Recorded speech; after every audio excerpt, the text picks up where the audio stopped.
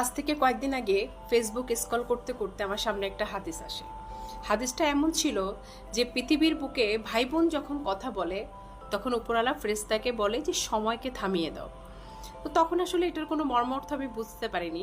তার কিছুদিন পরে আমি যখন এই হাদিসের একটা ডিটেলস বর্ণনা আমার সামনে আসে, তো তখন হাদিসের মাধ্যমে আমি জানতে পারি যে মৃত্যুর পরে মানে আখিরাতের জীবনের পরে অনেকের সাথে অনেকের দেখা হওয়ার সম্ভাবনা আছে।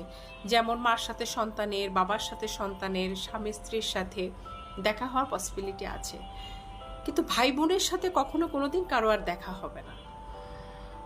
ভাই বোনের সম্পর্ক পৃথিবীর পর্যন্তই, পৃথিবীর পরে মানে মৃত্যুর পরে আর কখনোই কেউ কাউকে কোনোদিন দেখতে পাবো না।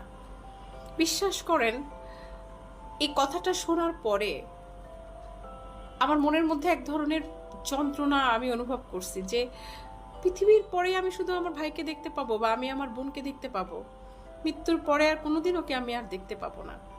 তো এই ক্ষণস্থায়ী জীবনে আমরা অনেকে সম্পত্তির কারণে কিংবা আনুষাঙ্গিক অন্যান্য কারণে আমরা ভাই বোনের সাথে কেউ কারো মুখ দেখি না বা আমাদের সাথে কোনো কথা হয় না, টোটালি কোনো সম্পর্ক নেই, এবং এইভাবে সম্পর্কটা অনেক দিন কন্টিনিউ করে যাচ্ছি। তো তাদের উদ্দেশ্যে আমার একটাই মেসেজ, সেটা হলো